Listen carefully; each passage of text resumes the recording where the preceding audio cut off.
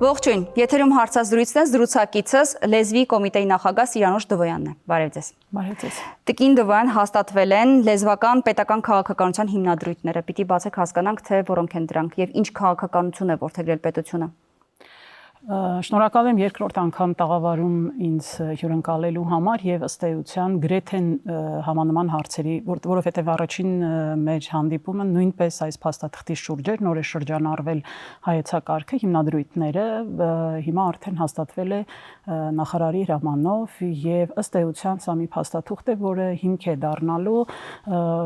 լեզվական պետական քաղաքականություն իրականացնելու գործում եւ իրավական փաստաթղթերի մշակման եւ ծրագրերի իրականացման եւ նաև ռազմավարական մոտեցումներ որդեգրելու առումով։ Ես կուզեմ մի քիչ հեռվից գալ, այսինքն այս փաստաթղթի ստեղծման նախապատմությունից, այսինքն ինչն է խթան դարձել, որպեսզի այս փաստաթուղթը մշակվի։ Նոր է ստանձնել լեզվի կոմիտեի նախագահի պարտավորությունները եւ զուգահեռաբար դասավանդում էի, հիմա էլ շարունակում եմ դասավանդել Հայաստանի ամերիկյան համալսարանում եւ դասախոսներից մեկը, պատմության դասախոսներից մեկը ուսանողներին աշխատանք էր հանձնարարել կատարելու ընթացիկ աշխատանք եւ նաեւ այդ ժամանակ նոր էին արհեստական բանականության գործիքները մուտք գործում մեր կյանք ու համալսարանն էլ բնականաբար մտահոգ էր ինչպես անենք, որ գործիքները համապատասխանաբար ներդրվեն կրթության համակարգում, ոչ թե արգելենք, ոչ թե բարձի թողի վիճակում լինի, այլ հասկանանք ինչպես օգտվենք այդ գործիքներից եւ դասախոսը բնականաբար ասել էր, որ կարող են օգտագործել արհեստական բանականության գործիքներ աշխատանքները կատարելիս, եթե համապատասխան հղումներ տան։ Արդյունքն է շատ հետաքրքիր, երբ որ դասախոսը կիսվեց արդյունքով, ինձ դա սկսեց մտահոգել։ Ուրեմն ուսանողը վերցրել էր թեմա հայկական հարցի վերաբերյալ 19-րդ դարում հայկական հարցի վերաբերյալ ընկալումները եւ ստացված աշխատանք, այսպես ասած, դուրս էր եկել մի բան, որով հայկական հարցը ընկալվում էր որպես մարդու իրավունքների հարց։ Դասախոսը զարմացած էր այդ արդյունքից, բայց այդ արդյունքը ինձ համար կարծեք կարմիր լույս դարձավ մտածելու, թե մենք ինչ ունենք արհեստական բանականության գործիքներում հայերենով եւ ոչ միայն հայերեն լեզվով արտահայտման առումով, այլ նաեւ հայալեզու տվյալների առումով, որովհետեւ պարզ ասած բանականություն արհեստական կարողանա եւ հայերեն հասկանա եւ խոսի մեզ հետ։ Հասկանա, հետո կարողանա խոսել։ Այո, բայց նաև ինչ ինֆորմացիայի են տիրապետում այդ գործիքները, որտեղից է գալիս այդ ինֆորմացիան, որը մեզ հրամցնում են, եւ բնականաբար այս հարցը իմ մոտ առաջացավ, որովհետեւ եթե մենք նայում ենք արհեստական բանականության համապատասխան գործիքը, որով օգտվել էր ուսանողը, չէր սխալվեր։ Եթե մենք նայում ենք այդ հարցին կամ մենք չենք նայում, այլ ընդհանրապես նայում ենք այդ հարցին որպես Օսմանյան կայսրության տարածքում կրոնական փոքրամասնության հարց, դիտված ասենք արևմուտքի կողմից, այո, այդ հարցը մարդու իրավունքների հարց է։ Դա ազգային հարց չի։ Եվ սա շատ հետաքրքիր մարտահրավեր էր, իսկապես ուշադիր լինել, թե մենք ինչ ունենք, ինչ տվյալներ ունենք եւ նաեւ լեզուն ինչ վիճակում է, որքանով է մրցունակ։ Շատ մխիթարող չէին իմ բաները, բրբթումները եւ այդտեղից նաեւ առաջացավ մի մեծ խնդիր հասկանալ ինչպես լրացնել նախ այդ բացը եւ նախ ինչ են անհրաժեշտ այս գործիքներին։ Անկեղծ ասած, եթե տարբերակում ենք, իսկ պարտավոր ենք այլևս տարբերակել էլեկտրոնային եւ թվանշային միջավայրերը, սրանք երկու տարբեր միջավայրեր են։ Թվանշային միջավայրը եւ հիմնականում արհեստական բանականության գործիքները լեզվակենտրոն գործիքներ են։ Ես հատուկ եմ ուզում շեշտել, որովհետև թվանշային տարբեր գործիքներ կան, բայց եթե հենց արհեստական բանականության հետ ենք մենք ուզում գործ ունենալ, իսկ Հայաստանի Հանրապետությունը որդեգրել է ինստիտուցիոնալ եւ պետական եւ տնտեսական բարեփոխման մի օրակարգ, որտեղ թվանշանացումը ամենաառաջնային ուղղություններից մեկն է համարվում եւ նաեւ արհեստական բանականության գործիքները պետական կառավարման եւ հանրային կառավարման մեջ ներդնելու խնդիրներ ունենք։ Այստեղ անտեսել լեզվական գործոնը կարծում եմ, որ շատ հեռանկարային չի կարող լինել, որտեղ հայեցակարգը ոնց է օգնելու տիկին Դվոյան, որ համակարգիչները, հեռախոսները, նույն արհեստական բանականությունը կարողանան հասկանալ հայերեն ճիշտ, հետեւաբար խոսել նաև ճիշտ։ Շնորհակալություն։ Ուրեմն դրա համար նախ պետք է որ հայերենը որպես համապատասխան քերականական կառուցվածք ունեցող լեզու նկարագրված լինի թվանշային աշխարհում համապատասխան միջոցներով։ Մենք այստեղ բավականին աղքատ վիճակում էինք, հիմա արդեն բարելավում է մի ծրագրի շնորհիվ, որը 25 թվականի մարտից մեկնարկել են Երևանի պետական համալսարանում, դա լեզվական պետական քաղաքականության իրականացման շրջանակում բարձրագույն կրթության եւ գիտության կոմիտեի նպատակային դրամաշնորհն է, որի շրջանակում իրականացվում է հայերենի լեզվական տեխնոլոգիաներ հետազոտական աշխատարան ծրագիրը, ղեկավարը Մարատ Յավրումյանն է, բավականին ընդլայնվել է թիմը, սկսել ենք շատ ավելի փոքր խմբով, եթե չեմ սխալվում 7-8 հոգով, հիմա արդեն մոտավորապես 20-22 հոգու մասին է խոսքը եւ տարբեր ուղղություններով է ծրագիրը աշխատում։ Մի կողմից հայերենի լեզվական նկարագրվածության բարելավման ուղղությամբ, որպեսզի ունենանք համապատասխան լեզվական մշակված լեզու, որը պիտանելի է արհեստական բանականության գործիքներում, ասենք նույն քերականության առումով։ Մի անհաջող փորձ դրա մասին էի ուզում ասել, ես կարող եմ ասել իմ կողմից կիրառված, որ ես փորձել եմ օրինակ հայոց լեզվի քերականական մի քանի դրույթների վերաբերյալ արհեստական բանականությանը հարց ուղղել։ Եվ զարմանալիորեն արհեստական բանականությունը գրեթե ամբողջությամբ խառնեց հայոց լեզվի քերականությունը եւ այլն, ու հասկացա, որ այս առումով բանականությունը դեռ շատ տեղ ունի սովորելու։ Այս հայեցակարգը ինչ պիտի անի այս դեպքում օրինակ։ Հայեցակարգին կգանք, բայց կոնկրետ ծրագիրը ինչպես է օգնում դրան, այո, նաև հայեցակարգը ինչպես է այդ հարցը ամրագրում որպես հայեցակարգային դրույթ, դրա մասին նույնպես կխոսենք։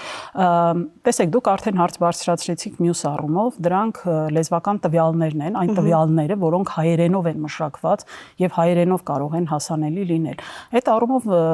մեզ մոտ նույնպես բավականին վատ վիճակում է հայերեն տվյալները, ես նկատի չունեմ ընդհանրապես այն տվյալները, որոնք այսօր հիմա ստեղծվում են եւ դրված են, բայց մենք ունենք ասենք տեսեք դուք հարց եք տվել քերականության վերաբերյալ, դա մի տվյալ է, որը պիտի բաց որոնելի բան լինի, մատչելի լինի այդ գործիքներին, որպեսզի իրենք կարողանան այդ տվյալը վերցնել եւ համապատասխանաբար ձեզ ներկայացնել։ Ուրեմն մենք չունենք այդ տվյալները բաց դրված գործիքների համար մատչելի եղանակներով դրված։ Մակերեսային քերականական հարցերի մասին է խոսքը, նույնիսկ չգիտեմ, հայերենի հոլովները եւ այլն, շատ մատչելի տարբերակ, որ էլի ոնց որ արհեստական բանականության համար ոնց որ թե հասանելի չէին կամ թերացումներով էին հասանելի։ Այո, դա նշանակում է, որ համապատասխան ձեռնարկները, դասագրքերը, գիտական աշխատությունները իրենք դրված չեն այն ձևաչափերով, որոնք մատչելի են արհեստական բանականության գործիքներին։ Տեսեք, ես այստեղ հատուկ ինչու հենց սկզբում շեշտեցի էլեկտրոնային եւ թվանշային աշխարհների տարբերությունը, որովհետեւ հենց այս հարցը բարձրացնում ենք, ասում են ոնց, ասենք այդ բառարաները դրված են on-line։ Այո, բառարանները դրված են on-line, բայց դրված են on-line ոչ թե դրված են որոնողական այնպիսի միջավայրերում եւ այնպիսի սկզբունքներով են մշակված, որոնք օգտագործելու են արհեստական բանականության գործիքների կողմից եւ այո, տեղ ունենք տեղեկության, տեղեկատվության ահռելի մեծ բաց։ Տեսեք, դուք ասում եք ամենապարզ հարցն եք տվել եւ չի պատասխանի, բազմաթիվ նման պարզ հարցեր կարող եք տալ եւ արհեստական բանականության գործիքները ձեզ չեն կարող բերել համապատասխան պատասխաններ, որովհետեւ տվյալների բազան բավականին աղքատ է մեզ մոտ հայերենով մշակված տվյալների բազայի մասին է խոսքը։ Բայց այս դեպքում պետությունը պիտի գումար հատկացնի մասնագետներին, որ իրենք կարողանան գործընթացը կամ թվային ծրագրերը հայերենով իրականացնելու։ Այո, բնականաբար մենք հիմա այս ծրագրի շրջանակներում համագործակցություն ենք սկսել Հայաստանի ազգային գրադարանի հետ, այդ համագործակցությունը նաև կշարունակվի եւ ֆունդամենտալ գրադարանի հետ եւ նաև մեր պահոցների հետ, որտեղ ունենք նաև ձեռագրային եւ ժառանգությանը վերաբերվող պահոցներ, որովհետեւ այստեղ հայերենի, գիտեք, հայերենի մատչելիության հարցը արհեստական բանականության գործիքների համար ինչպես ենք հասկանում, այսինքն հասկանում ենք միայն այսօր կիրառվող հայերենը, որը կիրառվում է մամուլում, մեր առօրյա խոսքի մեջ, մենք հասկանում ենք մեր պատմական ամբողջ ժառանգությունը, որը արձանագրված է գրատպության միջոցներով, գիրք, թերթ եւ այն մնացած բոլոր բաները, որ մենք ունենք որպես ժառանգություն, այդ թվում նաեւ ձեռագիր ժառանգություն, որովհետեւ սրանց նիշաճանաչման եւ օգտագործման հարցերը նույնպես կան, ուրեմն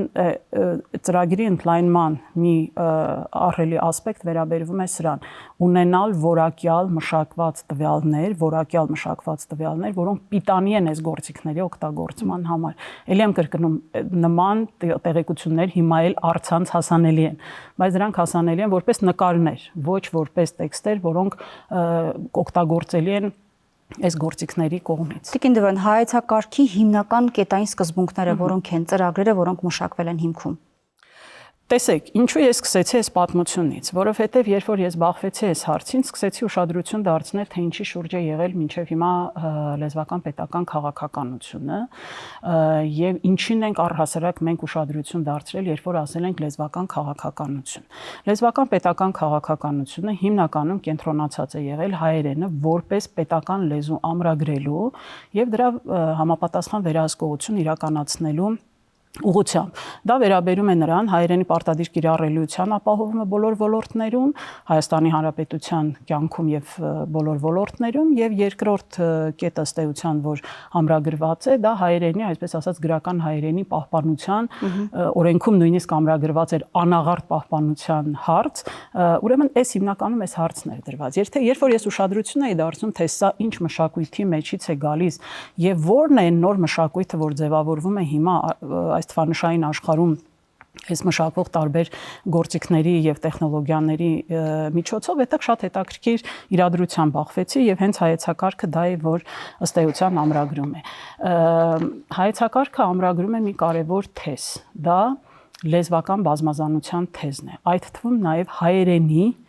որպես ներքին բազմազանություն ունեցող լեզվի։ Այսինքն դա ինչ է նշանակում գործնականում։ Դա նշանակում է, որ հայերեն ունի գրական տարբերակ, որը մենք սովորում ենք դպրոցում, որը մենք օգտագործում ենք մեր հանրային կյանքի հաղորդակցության, պաշտոնական հաղորդակցության մեջ, որը ամրագրված է որպես պետական լեզու։ Հատուկ կարգավիճակ է տրված հայերենի գրական լեզվին է տրված այդ հատուկ կարգավիճակը, բայց դրանից դուրս մենք ունենք բարբառներ։ Մեր մարզերը բոլորը բարբառակիր համայնքներ են։ Մենք ունենք նաև առօրյա լեզու, որով խոսում ենք։ Մենք ունենք մասնագիտական ժարգոններ, չէ՞, տարբեր համայնքներ, բժշկական համայնքն ունի իր ժարգոնը, իրավաբաններն ունեն իրեն ժարգոնը, թարգմանիչներն ունեն իրեն ժարգոնը, բակային խմբերն ունեն իրեն ժարգոնները եւ այլն, որոնք որ մեր սոցիալական կյանքի բնական դրսևորումներն են, այսպես ասած, բնական են առումով, որ դրանք հատուկ չեն սովորացվում որևէ տեղ, այլ առօրյա ընթացիկ կյանքի մեջ են ձևավորվում։ Բայց խանգարում է բոլորի կիրառությունը կամ բաղադրիչների պահպանումը, եթե միայն օրինակ գրական հայերենի ամրագրումը կա որպես պետական քաղաքականություն, թե բոլորի հիմքով պետք է, այսինքն պետական քաղաքականությունը պիտի վերաբերի բոլորին, ոչ միայն գրական հայերենին։ Խնդիր կա այստեղ։ Լեզվական հարց եւ լեզվական միջավայր ասելով ինչ ենք։ Տեսեք, որտեվ լեզվական միջավայր կոչված բանը չենք ըմբռնել մենք, որովհետեւ գիտեք ցանկացած հաղորդակցություն եւ նաեւ լեզվական բոլոր հարցերը կապված են ի վերջո լեզվական միջավայրի հետ։ Մենք լեզվական միջավայրը ընկալում ենք որպես միատար, միայն մեկ լեզվի տիրապետությամբ, պետական գրական լեզվի տիրապետությամբ մի համակարգ, թե մենք ընկալում ենք պետական կարգավիճակ ունեցող գրական հայերենի, հատուկ կարգավիճակ ունեցող հայերենի եւ իր հետ կապված մնացած հորիզոնական հարաբերությունների մեջ գտնվող մնացած լեզուների բազմազանությունը։ Հայեցակարգը ըստ էության այս բազմազանության հարցն է բերում։ Այդտեղ մենք ունենք նաեւ հատուկ կարիքներ ունեցող կամ հաշմանդամություն ունեցող անձանց լեզվական հարցերը, մասնավորապես ժեստերի, հայերեն ժեստերի հարցը ունենք ազգային փոքրամասնությունների, Հայաստանում ճանաչված 5 խարտիայի իմաստով ճանաչված 5 ազգային փոքրամասնություն ունենք, նրանց լեզվական հարցերը կան, որոնք ըստ էության օրենքներով պաշտպանելի են եւ միջազգային պարտավորություններով պաշտպանելի են, բայց դրանք ընկալում ենք մենք մեր լեզվական միջավայրի մաս, թե ուղղակի համարում ենք, որ քանի որ միջազգային պարտավորություններ ունենք, ուրեմն պարտավորված ենք ինչ-որ բան անելու։ Հայեցակարգն ըստ էության առաջարկում է ոչ միայն ընկալել դա որպես պարտավորություն, այլ ընկալել որպես մեր կյանքի սովորական սոցիալական իրողություններից մեկը։ Իսկ խնդիրը, որ գրական լեզուն եւ առօրյա կիրառելի լեզուն իրարից տարանջատված են։ Կարիք կա օրինակ կամ հայեցակարգում միգուցե նման կարգավորում, նկարագրություն կլինի։ Պետք է մոտարկել, պետք է փոխակերպել։ Չէ՞ որ շատ հաճախ ես եւ դուք էլ հիմա փոքր-ինչ խոսում ենք գրական, փոքր-ինչ նաև մեր կենցաղային սովորական լեզվով, կիրառելի լեզվով։ Խնդիր կա այս տարանջատման մեջ։ Դրանք իրարից բավականին տարբեր են։ Այո, եթե մենք ուղիղ հակադրության մեջ ենք դնում, բնականաբար մեկը մյուսի հետ հակադրության մեջ ավելի սրվում են այդ հարաբերությունները։ Լավագույն օրինակը մենք կարող ենք տեսնել մեր դպրոցական դասագրքերում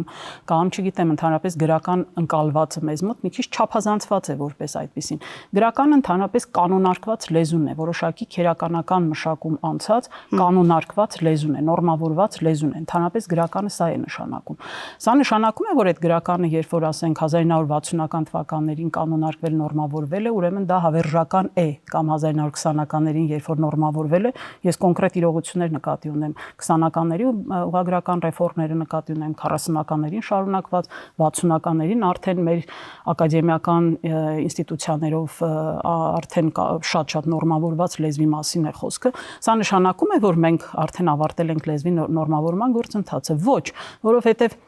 եթե սոցիալական կյանքը փոփոխվող երևույթ է, բնականաբար սոցիալական կյանքի փոփոխությունների հետ նաև գալիս են լեզվական նոր մարտահրավերներ, եւ այդ լեզուն նորմավորելը անընդհատ process է։ Եվ սրա հետ է կապված մեր մյուս ծրագիրը։ Դա հայերենի իմացության ստուգման ու գնահատման համակարգն է, որի մի բաղադրիչը մենք 27 թվականին արդեն կներդնենք, ոչ հայախոսների համար մշակված բան է, չափորոշիչները ու նաև ստուգման գնահատման համակարգը, ընթացքի մեջ են նաև մեր բոլորիս համար, այսպես ասած, հայախոսների, բառը շատ չեմ սիրում, անկեղծ ասած հայախոս օգտագործելը, բայց այս պահին այլ ավելի հաջող բառ չունեմ, դրա համար եմ օգտագործում հայախոսը, ոնց որ բանի հետ իմացությունը ստուգելու, գնահատելու չափորոշիչները ընթացքի մեջ են մշակվում են նաև այս համակարգը։ Բայց ո՞նց է այդ գնահատումը իրականացվելու, ո՞ր շրջանում, ո՞ր ոլորտում։ Հիմա խոսենք դրա մասին։ Տեսեք, սա ըստ էության միասնական չափորոշիչներով ստուգում իրականացնելը նշանակում է լեզվի նորմավորում, որովհետև սա նշանակում է, որ մենք որոշակի քերականական կանոններ, իմացություններ, որոշակի ստանդարտներ լեզվական շրջանակներին վերաբերող մենք համարում ենք, այսպես ասած, ընդունելի, նորմայի մեջ ենք համարում, չէ՞, եթե գնահատման մեջ ներառում ենք, դրա ճիշտն ու սխալն ենք որոշում, դրա ընդունելի եւ ոչ ընդունելին ենք ընդունում, ուրեմն սա լեզվի նորմավորման որոշակի եղանակ է եւ արդի աշխարհում լեզվական նորմավորման եղանակներից մեկը հենց ոչ թղթային եւ ոչ միայն լեզվական գիտելիքը ստուգող համակարգերով լեզվական իմացությունը ստուգելն է, որի մեջ մտնում է նաեւ լեզվի գործնական կիրառության մասը։ Եթե ես գիտեմ լեզվական բոլոր կանոնները, եթե ես լավ գիտեմ բառապաշարը, ինչպես եմ դրանք կարողանում կիրառել կոնկրետ իրադրության մեջ, կոնկրետ խնդրի մասին խոսելիս, կոնկրետ խնդրի բախվելիս, դա ձևակերպելու։ Դա նաև հայոց լեզվի քննությունների մեջ է լինելու այդ ստուգումը։ Տեսեք, հիմա մշակում ենք չափորոշիչները, այո, բարձրագույն կրթության եւ գիտության մասին նոր օրենքով, անցյալ տարի արդեն ընդունված օրենքով սահմանված են ընդունելության քննության նոր բաներ, այսպես ասած, նոր համակարգ է սահմանված, պարտադիր երկու քննություն է նախատեսվում բուհեր ընդունվելու համար, հայոց լեզուն, հայերենի քննություն է նախատեսվում եւ մաթեմատիկայի։ Ուրեմն հայերենի քննությունը բնականաբար կընթանա այս ճանապարհով։ Իսկ ոչ լեզվաբանական ֆակուլտետներում հայոց լեզվի դասաժամերը կավելանան, թե չէ։ Բարձրագույն կրթության եւ գիտության մասին օրենքը դա այլ կերպ է կարգավորել։ Այն, որ Հայաստանի բարձրագույն կրթական հաստատություններում կրթության լեզուն հայերենն է, գրական հայերենը, դա ամրագրված է օրենքում։ Եվ դա ըստ էության բուհերի Հայաստանի Հանրապետությունում գործող գրանցված պետության կողմից հիմնադրված տարբեր կարգավիճակներ ունեն, հանրային բուհեր են, թե ոչ եւ այլն, բոլոր կարգավիճակ ունեցող բուհերում պարտավոր են ապահովել, պարտավոր են ուսուցումը իրականացնել հայերենով եւ օրենքը միևնույն ժամանակ հնարավորություն է տալիս գիտության ու բարձրագույն կրթության միջազգայնացման համատեքստում ունենալ նաեւ լիցենզավորված օտարալեզու դասընթացներ կամ ծրագրեր, որոնք որ կարևոր կլինեն մեր կրթությունը միջազգային մակարդակի բարձրացնելու կամ տանելու ուղղությամբ, բայց պարտադիր պահանջը եւ կրթության լեզուն շարունակում է եւ պետք է լինի գրական հայերենը։ Գրական հայերենը նկատի ունենք նորմավորված հայերենը։ Այո, որոշակիորեն ամեն դեպքում փոփոխված գրական հայերենը։ Նորմավորված տարբերակը դա է ենթադրում։ Գիտեք, նոր կամ մոտարկված գոնե խոսակցական հայերենին։ տեսեք, նոր իրողություններ կան։ Այդ նոր իրողությունները բերում են նոր բառապաշար, իրենց հետ բերում են նաև քերականական կառույցներ։ Այս քննարկումները ես շատ հաճախ եմ ունենում, ասենք օրինակ քերականական կառույցների առումով, սա օտարաբանություն է, թե օտարաբանություն չի։ Ես համաձայն եմ, որ դրանք օտարաբանություններ են, որ դրանք շատ հաճախ ուղիղ պատճենում վերցնում են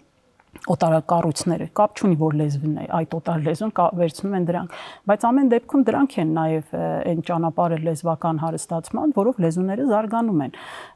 Գրական հայերենը, գրափարը, որպես գրական հայերեն, ինքը զարգացել է հունաբան դպրոցի գործունեության արդյունքում։ Իսկ հունաբաները գրական գրափար հայերենը ստանդարտացնում էին կամ ներդնում էին, այսպես ասած, հունարենի ուղիղ թարգմանության միջոցով, բառացի թարգմանության միջոցով, այդ թվում նաև քերականական կառույցների։ Լավ, Տիկին Դվյան, շատ լավ է, որ պետությունը հստակորեն փորձում է ուղենշել, թե լեզվական պետական ինչպիսի քաղաքականություն պիտի վարի հայեցակարգերի միջոցով, բայց եթե գնահատելու լինենք անկախ այս ամենից, եթե գնահատենք մեր խոսակցական լեզվում մայրենի լեզվի իմացության մակարդակը, դա շատ աղետալի կլինի։ Ինչ համատեքստում ենք դա գնահատելու, եկեք սա հասկանանք։ Փորձենք հասկանալ, չգիտեմ, նրանք ովքեր խոսում են հայերեն, դուք չեք ուզում հայախոսներ ասել, բայց շատ վատ ենք խոսում, այսինքն շատ ենք հեռացել իրական գրական հայերենից, քերականական առումով, կառույցների առումով շատ վատ է վիճակը։ Նախ նման խոսակցական կյանքում նախ նման վերլուծություն չունենք, որպեսզի մենք հասկանանք ինչքան ենք հեռու, ինչքան ենք մոտ, բայց նույնիսկ եթե չունենք ու սովորական ականջով փորձենք, հետևի դրա համար ես ասացի ինչ իրադրության մեջ, ասենք եթե ընտանիքում է, մեր սովորական առօրյա երեկոն է եւ նստած ընտանիքում խոսում ենք, չէ՞ որ մենք հաղորդակցման մեր որոշակի եղանակներ ունենք ու դրա մեջ ձևավորված համապատասխան բառապաշար եւ քերականություն ունենք։ Ուրեմն դա դրա չափելիության հարցն եմ ես ուզում հասկանալ։ Մենք կարող ենք չափել պետական համակարգերում, դասագրքեր, ուսուցման process-ում օգտագործվող լեզու, մամուլ, մեր պաշտոնական հաղորդակցությունները, հեռուստաընկերությունները, որոնցով ի վերջո որոշակի հայերեն է, որպեսզի պատկերը կարողանաք հասկանալ, մամուլ հաղորդագրություններ, դպրոցներ, թեև դասագրքերի մասով ասում եք, որ գրական հայերենը պահպանված է, Գրական հայերենը պահպանված է ծայրահեղացված։ Այդ մասով աշխատանք ունենք անելու, ընթացքի մեջ է։ Դե հիմա տարբեր բաղադրիչներով, որով դուք թվարկեցիք, դրանով գնահատեք։ Վիճակը շատ վատ է։ Իմ դիտարկումը հետևյալն էր, ես արդեն ասացի, քանի որ մենք լարում ենք առաջացրել առօրյա խոսակցականը համարելով ցածրակարգ լեզու եւ գրական հայերենը, գրքային հայերենը ես նկատի ունեմ, համարելով այսպես ասած բարձր զարգացած լեզու, այս հակադրությունը բերել է մի իրադրության, որ իրենք խզում ունեն իրար հետ։ Մեկը չի ուզում մյուսին ընկալել եւ համապատասխանաբար մեկը մյուսին հակադրվելով անընդհատ փորձում է ավելի ծայրահեղ բանել։ Բայց կա այդ միջին գիծը երկուսի մեկտեղման։ Շատ քիչ են դրանք, շատ քիչ են այդ դեպքերը կան։ Տեսեք, ասենք, ինչպես է որ մենք խոսում ենք իրար հետ եւ թվում է որ նորմալ հայերենով ենք խոսում, չէ՞, բայց ասենք եթե նստենք լուրջ վերլուծություն կատարենք կառուցվածքային առումով, բնականաբար կտեսնենք սա բանավոր լեզու է, որը գրավորի տրամաբանությանը եւ կանոններին չի ենթարկվում։ Եվ բավական շատ կարող շեղումներ էստեղ մենք հայտնաբերենք։ Խոսքը սրա մասն է, դրա համար ասի ինչ իրադրության մասին է խոսքը, ինչ իրադրության մեջ ենք մենք խոսում այս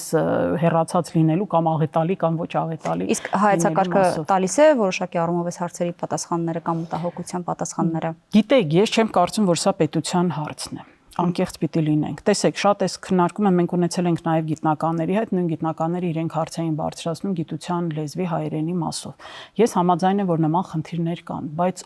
ով է ի վերջո գիտության լեզու մշակողը։ Պետական կառույցը, թե այն համայնքը, որ այդ լեզուն պիտի ինքը ստեղծի եւ նաեւ ինքը պիտի հետեւողական լինի այդ լեզվի զարգացման մեջ։ Պետությունը կարող է աջակցել, որպեսզի այդ զարգացումը տեղի ունենա, բայց պետությունը չի կարող որոշել, թե ինչ ուղղությամբ զարգանա գիտության լեզուն։ Դա ի վերջո գիտնականների անելիքն է, ինչպես հեռուստաընկերության անելիքն է հանրային լեզու մշակելը որոշակի, չէ՞։ Եվ այդ հանրային լեզու մշակելու հարցը բոլոր լրատվամիջոցների հարցն է։ Ի վերջո, ինչպես անեն, որ այդ ձեր ասած ստանդարտացված միջին հայերենը, որը սովորական է, որը թվում է առօրյական է, բայց միևնույն ժամանակ բավականին մշակված կառույց ունի լեզվական առումով ընկալելի է դառնում որպես սովորական, ոչ թե որպես վերամբարձ խոսք կամ ճոռոմաբանություն։ Շնորհակալ եմ զրույցի համար։ Ես էլ եմ շնորհակալ։ Զրուցակիցս Սիրանուշ Դվոյանն էր, կհանդիպենք։